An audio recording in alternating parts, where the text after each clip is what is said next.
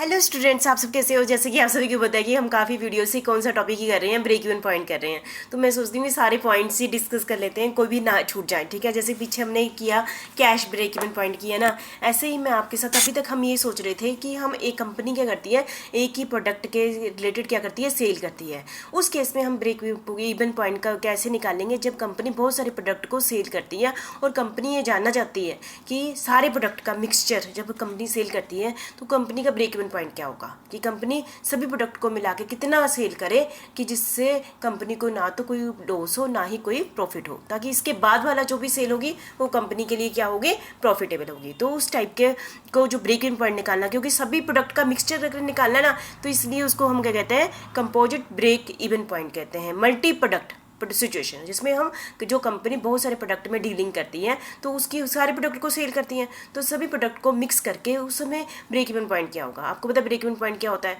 जिसमें कंपनी को ना तो कोई प्रॉफिट होता है ना ही लॉस होता है, सभी प्रोडक्ट को मिला के। ठीक है, तो कंपोजिट ब्रेक इवन पॉइंट क्या होता है, multi product situation. So for we have deal with break even point, है ना, और of firm producing single product. अभी तक हम क्या कर रहे थे कि जब सिंगल प्रोडक्ट हो तो ब्रेक इवन पॉइंट ये है, ब्रेक एक है।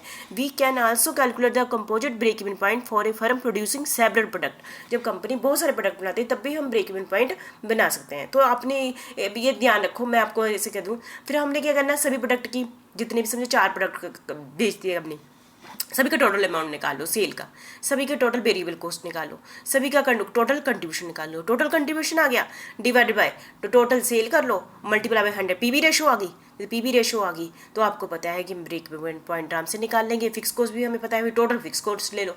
ठीक है, बस वही फार्मूला सारा सेम ही चलना है, बस अमाउंट क्या लेना है।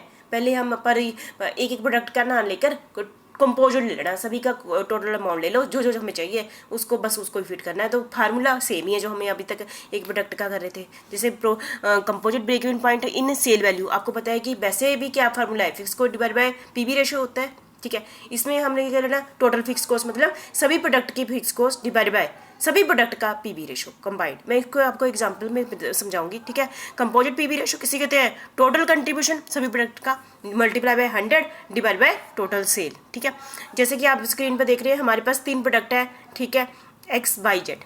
ठीक है, और उसके सेल कितना है, 20,000, 40,000, 60,000। सेल कितनी है, 20,000, 40,000, 60,000। और वेरिएबल कॉस्ट कितनी है, 10,000, 14,000, 36,000। तो हमने लिख दिया XYZ, सेल इतनी आ गई, वेरिएबल कॉस्ट इतनी आ गई। कंट्रीब्यूशन कैसे आया, सेल माइनस वेरिएबल कॉस्ट के कितना आ गया, कंट्रीब्यूशन आ गया। जब हमारे पास हर प्रोडक्ट का कंट्रीब्यूशन है ना, तो हर प्रोडक्ट की पीवी रेशो आ जाएगी। पर हमें इनसे मतलब नहीं है, मैं आपकी सीधी बताऊँ, हमें नीचे टोटल से मतलब है। टोटल सेल आ गई, टोटल वेरिएबल कॉस्ट आ गई, टोटल कंट्रीब्यूशन आ गई। तो आपको पता है contribution divided by sale multiply by 100 कितना आ गया, 50%। पीवी रेशो टोटल कंबाइंड 50% आ गई, कंबाइंड 50%। और उन्होंने कहा कंबाइंड फिक्स कॉस्ट कितनी है, 50,000। 50,000 फिक्स कॉस्ट है, divide by combined PV ratio कितनी है, 50%। तो हमारे पास कितना आ गया, कंपोजिट ब्रेक इवन पॉइंट कितना आया, यदि कंपनी कितनी सेल करे, कितने अमाउंट का सेल करे। यदि कंपनी तीनों को मिला के सेल कितने की करती है, 1 लाख सेल करती है, तो उसको हम क्या कहेंगे, ब्रेक इवन पॉइंट है वो। ठीक है, तो उस समय कंपनी को ना तो कोई प्रॉफिट हो रहा है ना ही लॉस हो रहा है। ठीक है, कंपोजिट ब्रेक इवन पॉइंट कहते हैं। ठीक है, और कंपोजिट पीवी रेशो कैसे निकालते हैं आपको बता ही दिया मैंने।